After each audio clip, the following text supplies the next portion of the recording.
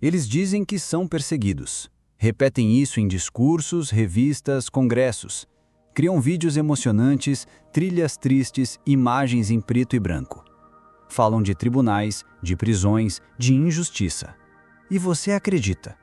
Porque quem não sentiria compaixão por um grupo tão leal a Deus, mesmo diante de tanta opressão? Mas, e se eu te dissesse que essa história está sendo contada pela metade? E se a imagem da religião mais perseguida do mundo não passasse de um argumento cuidadosamente editado, criado para fortalecer o controle sobre os próprios fiéis? A verdade é esta: a perseguição existe sim, mas o que te mostram é só o que convém. Durante a Segunda Guerra Mundial, por exemplo, as testemunhas de Jeová realmente foram perseguidas, mas não estavam sozinhas. Judeus, ciganos, padres, pastores, membros da resistência, outros grupos religiosos, todos sofreram. Só que quando ouve os vídeos e discursos da torre, dá a impressão de que só eles foram vítimas, como se o resto do mundo estivesse livre e apenas os servos de Jeová tivessem pago o preço da fé. Isso não é um simples erro de informação, é uma estratégia de narrativa. Hoje, esse roteiro continua sendo repetido. Dizem que estão proibidos na Rússia, que seus irmãos estão sendo presos, que seus salões estão sendo fechados. E sim, é verdade, isso está acontecendo, é grave. Mas o que eles não dizem é que essa mesma Rússia também persegue batistas, evangélicos, igrejas clandestinas, minorias muçulmanas e até ortodoxos dissidentes. Essa parte é completamente ignorada, porque não serve à narrativa. O objetivo da organização não é informar, é isolar. Fazem parecer que a perseguição é uma prova de aprovação divina, e que por isso só eles seriam dignos de sofrer por Deus. Você nunca vê no site oficial, nem nos vídeos emocionais, que milhares de cristãos são perseguidos todos os anos no Oriente Médio, que são assassinados por professarem a fé em Jesus, que em países como Afeganistão, Irã, Somália ou Líbia, seguir Cristo pode custar a vida, e ainda assim milhares continuam crendo. Também não mencionam que em partes da África, da América Central e em regiões da Ásia, comunidades inteiras de evangélicos e católicos são atacadas, expulsas, queimadas vivas, igrejas destruídas, famílias perseguidas, missionários mortos. Mas nada disso aparece nas publicações da torre, porque não alimenta o enredo. O que a organização faz é simples. Ela seleciona um sofrimento que confirma a sua narrativa e silencia tudo que mostra que eles não são os únicos, nem os mais perseguidos, apenas os que mais falam disso. Porque esse discurso é poderoso. Ele une, ele isola, ele protege a liderança de questionamentos. Afinal, se somos perseguidos, então estamos certos. Se todos nos odeiam, então somos escolhidos. Se sofremos, então temos a verdade. Esse tipo de raciocínio é perigoso. Ele transforma toda crítica em perseguição e toda dúvida em rebeldia. Neste vídeo vamos desmascarar essa manipulação. Vamos mostrar como a organização usa tragédias reais para construir um escudo emocional. Como ela exagera, omite e dramatiza não para informar, mas para manter seus membros fiéis, assustados e orgulhosos de sofrer. Você vai entender como essa falsa ideia de exclusividade no sofrimento é uma das armas mais eficazes de controle psicológico usadas por esse grupo. Vamos examinar os dados, vamos comparar com o que acontece fora da bolha e revelar por que eles preferem que você nunca perceba isso. A perseguição existe, mas não é só contra eles, e nem sempre pelos motivos que você imagina. E tudo isso você nunca soube, porque não é interessante que você saiba. Mas se esse tipo de conteúdo faz você pensar, se ele te ajuda a enxergar além da narrativa pronta, já deixa o seu like agora e se inscreve no canal. A sua interação mostra que tem mais gente acordando. E ajuda esse vídeo a chegar em quem ainda está preso no medo, achando que questionar é errado. Agora, vamos seguir. Porque o que vem a seguir vai te mostrar que o papel de vítima, muitas vezes, é só mais uma ferramenta para manter você em silêncio. Para a maioria das pessoas, ser criticado, rejeitado ou odiado é um sinal de que algo está errado. É um convite à autoanálise, uma razão para reavaliar atitudes e crenças. Mas, no universo das testemunhas de Jeová, a lógica é invertida. Ser odiado pelo mundo não é um sinal de falha, é uma medalha de honra, a prova definitiva de que se está no caminho certo. Esta mentalidade é conhecida como o complexo de perseguição. Este complexo não é um sentimento que surge naturalmente. É uma estrutura psicológica cuidadosamente construída e meticulosamente mantida pela liderança da organização ao longo de décadas. É a principal muralha de defesa contra qualquer forma de crítica externa e um dos mais poderosos mecanismos de controle interno. Neste documentário, vamos desconstruir a arquitetura desse complexo de perseguição.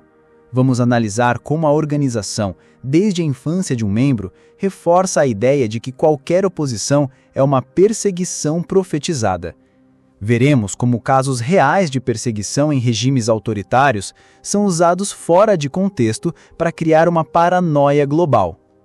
Vamos expor como a organização distorce deliberadamente a crítica legítima, seja de jornalistas, acadêmicos ou ex-membros, rotulando-a como ódio religioso ou ataques de Satanás. E vamos desvendar como essa narrativa de vítima é usada estrategicamente para forjar uma unidade baseada no medo e para sufocar o pensamento crítico interno. Esta é uma jornada para entender como um grupo ensina seus membros a encontrar alegria na rejeição e validação no ódio. É uma análise de como a fé pode ser transformada em uma mentalidade de cerco, isolando milhões de pessoas do resto da humanidade. Investigaremos os manuais de instrução internos que ensinam os fiéis a interpretar cada tipo de oposição e as devastadoras consequências psicológicas que essa visão de mundo causa, como o isolamento, a ansiedade e a paranoia. A pergunta que guia a nossa análise é: essa mentalidade de perseguição é uma realidade bíblica ou uma ferramenta de controle institucional? O que acontece quando um grupo religioso precisa do ódio do mundo para validar sua própria existência? Prepare-se para uma análise profunda de uma das mais eficazes ferramentas de doutrinação da Torre de Vigia, uma ferramenta que transforma cada crítico em um profeta involuntário e cada seguidor em um soldado em uma guerra cósmica imaginária. A construção do complexo de perseguição começa com uma base teológica, onde versículos bíblicos são cuidadosamente selecionados e interpretados para criar a expectativa de hostilidade. Desde a mais tenra idade, em publicações infantis como as de Pedrinho e Sofia, e mais tarde nos estudos da Sentinela, a testemunha de Jeová é ensinada que a perseguição não é apenas uma possibilidade, mas uma certeza profetizada. O principal alicerce dessa teologia é a aplicação de escrituras do Novo Testamento, que descrevem a oposição enfrentada pelos primeiros cristãos diretamente à organização moderna. Textos como Mateus 5,11, que diz: "Felizes sois quando vos injuriarem e perseguirem, e mentindo disserem todo tipo de coisas más contra vós por minha causa", são apresentados não como um princípio geral, mas como uma profecia específica sobre eles. Outro versículo fundamental é 2 Timóteo 3,12. De fato, todos os que desejam viver com devoção piedosa em associação com Cristo Jesus também serão perseguidos. Essa organização transforma essa advertência em uma identidade. Ser perseguido deixa de ser um possível efeito colateral da fé e se torna a própria evidência da fé verdadeira. Essa interpretação cria um condicionamento emocional poderoso. A perseguição não deve ser temida, mas sim celebrada. Ser ridicularizado na escola por não comemorar aniversários, ser visto com estranheza no trabalho por recusar participar de confraternizações, ou ser criticado pela mídia, tudo isso é reenquadrado como motivo de alegria. A mensagem é: se o mundo te odeia, lembre-se que ele odiou a mim primeiro. Ao se apropriarem dessa escritura, a liderança cria uma equivalência direta entre a experiência de um membro moderno e a de Cristo e seus apóstolos. Isso confere ao seguidor um senso de propósito cósmico e de importância. Essa fundação teológica é crucial, porque ela fornece o filtro através do qual todas as experiências negativas futuras serão interpretadas. Um vizinho irritado com a pregação de porta em porta não é apenas um vizinho irritado, é um opositor da verdade. Um artigo de jornal crítico não é jornalismo, é perseguição movida por Satanás. O cérebro do fiel é treinado para procurar e encontrar perseguição em todos os lugares, pois a existência da perseguição confirma que eles estão no caminho certo e que o fim está próximo. Portanto, a primeira etapa na construção do complexo é estabelecer uma profecia autorrealizável. Ao ensinar os membros a esperar oposição, a organização garante que eles interpretarão qualquer forma de discordância ou crítica como o cumprimento dessa mesma profecia, criando um ciclo de validação que se autoalimenta. Com a fundação teológica estabelecida, a torre de vigia precisa de provas tangíveis para alimentar a narrativa de perseguição global. Para isso, eles utilizam uma tática de propaganda altamente eficaz: a amplificação e generalização de casos reais de perseguição severa. A organização foca implacavelmente em países onde as testemunhas de Jeová enfrentam perseguição estatal genuína e brutal, como na Rússia, onde foram banidos sob leis anti-extremismo. Na Eritreia, onde membros são presos e torturados por objeção de consciência ao serviço militar, e na Coreia do Norte, onde a prática religiosa é punida com a morte. As publicações, os vídeos do JW Broadcasting e os discursos de congresso são repletos de histórias comoventes e heróicas desses irmãos e irmãs. Vemos relatos de prisões, de interrogatórios, de famílias separadas. Essas histórias são poderosas, emocionantes e projetadas para gerar uma forte resposta de empatia e solidariedade no público. O problema não está em relatar essa perseguição real, mas na forma como ela é usada. A organização pega esses casos isolados de perseguição política em regimes autoritários e os apresenta como se fossem a regra, como se representassem a experiência de todas as testemunhas de Jeová em todo o mundo. A mensagem subliminar para um membro que vive em uma democracia livre e tolerante no Brasil, nos Estados Unidos ou em Portugal é: o ódio que nossos irmãos enfrentam na Rússia é o mesmo ódio que seu colega de trabalho sente por você quando ele questiona sua crença sobre o sangue. A única diferença é o grau. Essa generalização cria uma falsa equivalência entre a perseguição estatal violenta e o debate teológico. Um debate na internet sobre a doutrina da Trindade é colocado no mesmo espectro do encarceramento em uma prisão na Eritreia. Ambos são vistos como ataques de Satanás. A manipulação se torna ainda mais evidente pela omissão seletiva de informação. Ao falar da perseguição na Rússia, a torre de vigia raramente menciona que as mesmas leis anti-extremismo são usadas contra uma miríade de outros grupos religiosos minoritários, como pentecostais, batistas e outros.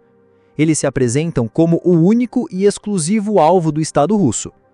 Eles criam uma narrativa de martírio exclusivo, ignorando o fato de que a luta pela liberdade religiosa é muito mais ampla e afeta muitos outros grupos. A perseguição a outras religiões é convenientemente omitida, pois não serve ao propósito de reforçar sua própria singularidade e seu status de povo escolhido. Ao fazer isso, eles exploram o sofrimento real de seus membros em alguns países para alimentar a paranoia e o medo em milhões de outros que vivem em segurança. É uma tática cínica que transforma mártires em ferramentas de propaganda para manter o rebanho unido e com medo do mundo exterior. A narrativa de perseguição exclusiva da Torre de Vigia exige não apenas a amplificação de seus próprios sofrimentos, mas também o silenciamento e a deslegitimação do sofrimento de todos os outros, especialmente de outros cristãos. Em um mundo onde cristãos de várias denominações enfrentam perseguição real e mortal em muitos países, a literatura da Torre de Vigia mantém um silêncio ensurdecedor. Você jamais verá em uma edição de A Sentinela uma matéria sobre os cristãos coptas massacrados no Egito, sobre as igrejas evangélicas incendiadas na Índia ou sobre os missionários católicos sequestrados e mortos em zonas de conflito. Para a Torre de Vigia, esses eventos são teologicamente irrelevantes. A razão para esse silêncio é doutrinária. Como eles se consideram a única religião verdadeira, todos os outros cristãos são, por definição, parte de Babilônia a Grande, o império da religião falsa. Portanto, a perseguição que eles sofrem não pode ser verdadeira perseguição por causa de Cristo, mas apenas conflitos políticos ou o resultado de sua adoração impura. Reconhecer o martírio de um pastor evangélico ou de uma freira católica minaria sua alegação de exclusividade. Se outros também estão dispostos a morrer por sua fé em Cristo, isso sugere que a devoção genuína pode existir fora dos muros da organização. E essa é uma ideia que o sistema não pode tolerar. Essa negação da legitimidade da fé alheia, mesmo diante da morte, é talvez um dos aspectos mais arrogantes e perturbadores de sua teologia. Eles reivindicam para si o monopólio não apenas da verdade, mas também do sofrimento. Isso cria uma visão de mundo profundamente isolada e autorreferencial. O único sofrimento que importa é o sofrimento das testemunhas de Jeová. As grandes tragédias e as lutas pela liberdade religiosa que afetam milhões de outros cristãos em todo o mundo são ignoradas ou minimizadas. Essa atitude contrasta fortemente com o espírito do cristianismo primitivo, que apesar das diferenças doutrinárias, frequentemente reconhecia uma fraternidade mais ampla de crentes. A Torre de Vigia, em sua busca por exclusividade, se isola dessa história compartilhada de fé e perseguição. O resultado é um complexo de perseguição que é, ao mesmo tempo, inflado em relação a si mesmo e desdenhoso em relação aos outros. Eles se veem como os únicos verdadeiros mártires em um mundo que, na realidade, está cheio de exemplos de fé e coragem de diversas origens, os quais eles se recusam a ver ou a honrar. A pedra angular da manutenção do complexo de perseguição é a habilidade da organização de confundir deliberadamente duas coisas muito diferentes: crítica e perseguição. Todo e qualquer exame crítico de suas doutrinas, práticas ou história é imediatamente rotulado e enquadrado como um ataque de Satanás usando a mídia para difamar o povo de Jeová. A evidência apresentada é ignorada. O foco é desviado para a suposta motivação maligna do mensageiro. Um documentário que apresenta os testemunhos comoventes de ex-membros que perderam suas famílias devido ao ostracismo não é visto como uma crítica social válida. É descartado como propaganda apóstata cheia de amargura e mentiras. As vítimas são transformadas em agressores e suas histórias de dor são invalidadas como ataques de ódio. Uma decisão judicial de um tribunal superior que condena as políticas da organização por violarem os direitos humanos não é vista como uma questão de responsabilidade legal. É enquadrada como o cumprimento de uma profecia, uma prova de que os governos deste mundo estão se voltando contra o povo de Deus, assim como a Bíblia previu. Esta estratégia funciona como uma blindagem emocional e intelectual. Ao rotular toda a crítica como perseguição satânica, a liderança dá aos membros uma permissão emocional para rejeitar qualquer informação externa, sem a necessidade de analisá-la logicamente. É um mecanismo de defesa, que protege a mente do crente da dolorosa dissonância cognitiva.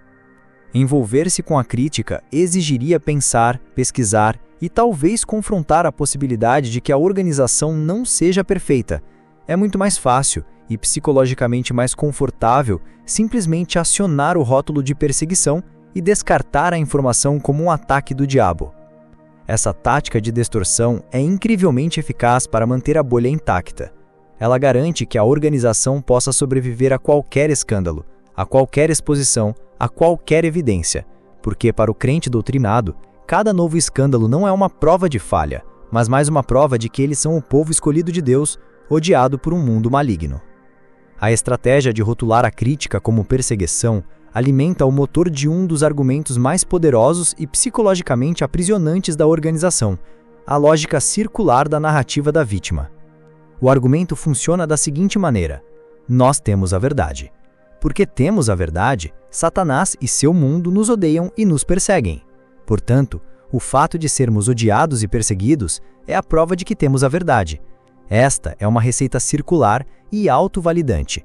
É uma fortaleza lógica impenetrável, porque qualquer evidência que possa contradizer a premissa é automaticamente reinterpretada como uma confirmação dela.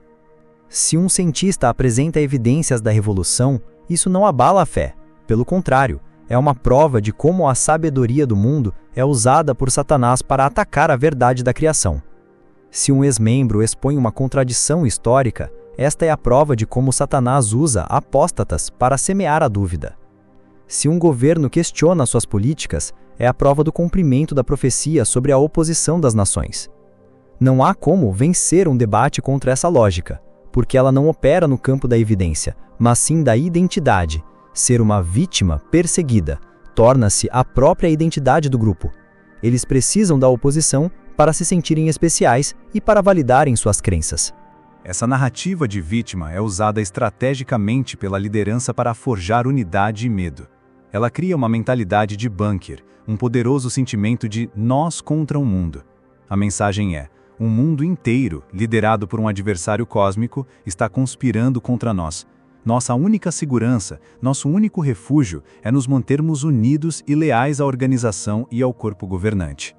Essa mentalidade enfraquece drasticamente o pensamento crítico interno. Em um ambiente de cerco, a dúvida não é vista como uma busca pela verdade, mas como uma traição. Questionar a liderança é o mesmo que abrir uma brecha no muro para o inimigo entrar. A unidade, mesmo que seja uma unidade baseada no erro, torna-se mais importante do que a verdade. A organização não deixa a interpretação da oposição ao acaso. Através de cartas internas, discursos em congressos e vídeos do JW Broadcasting, eles fornecem um manual de instruções detalhado sobre como os membros devem reagir. Cada tipo de oposição recebe um rótulo e uma resposta programada. Um parente preocupado é Satanás usando os laços familiares. A mídia é controlada pelo Deus deste sistema. Os ex-membros são lobos em pele de cordeiro. Ao fornecer essas categorias, a liderança remove a necessidade do indivíduo pensar por si mesmo, substituindo a análise pelo rótulo. O questionamento não é apenas desencorajado, ele é demonizado como um ato de rebelião espiritual, o mesmo pecado de Corá no deserto.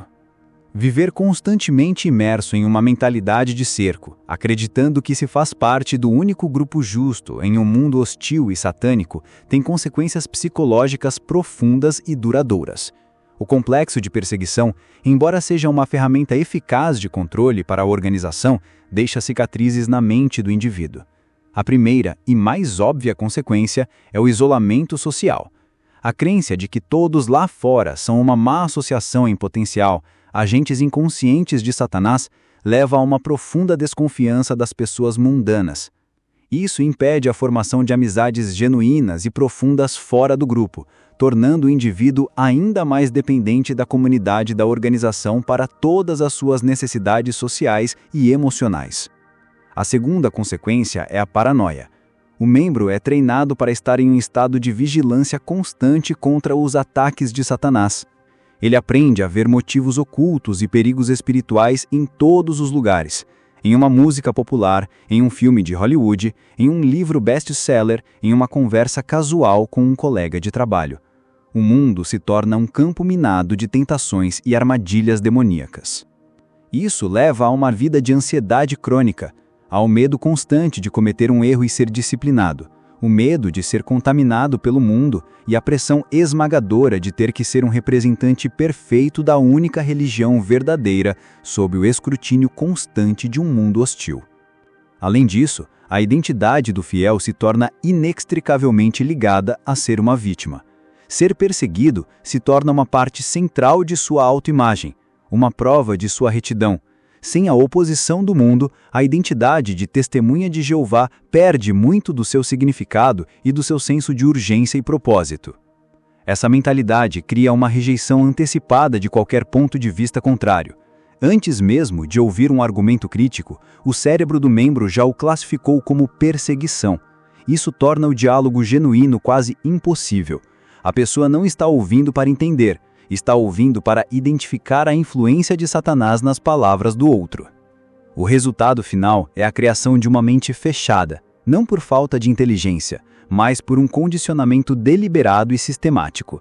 O complexo de perseguição é a fechadura e a lealdade à organização é a chave que mantém a mente trancada por dentro. É um sistema que se auto-perpetua. A doutrina cria a paranoia leva ao isolamento e o isolamento reforça a dependência da doutrina. É a anatomia de uma prisão psicológica.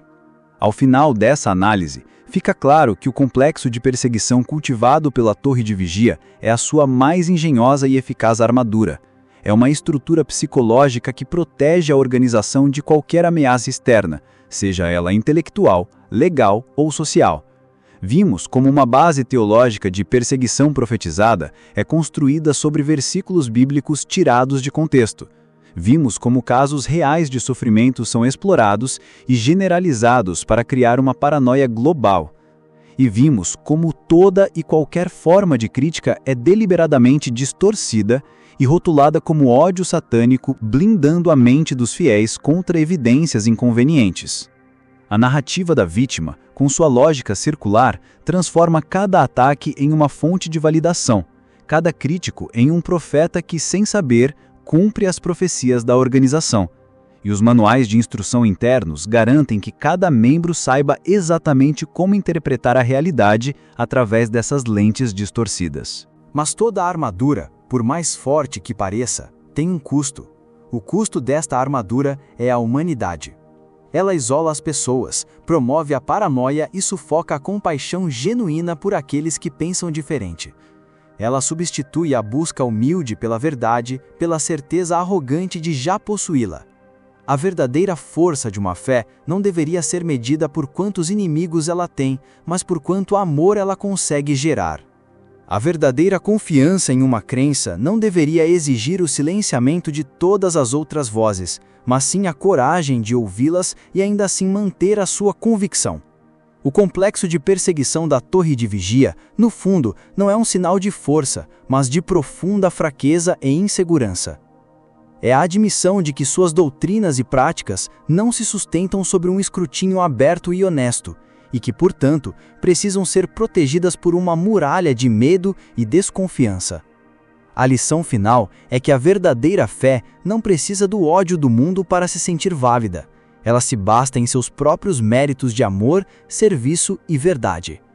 Qualquer sistema que dependa da hostilidade externa para manter sua coesão interna é, em última análise, um sistema construído sobre uma fundação de areia, destinado a ser erodido pelo simples contato com a realidade.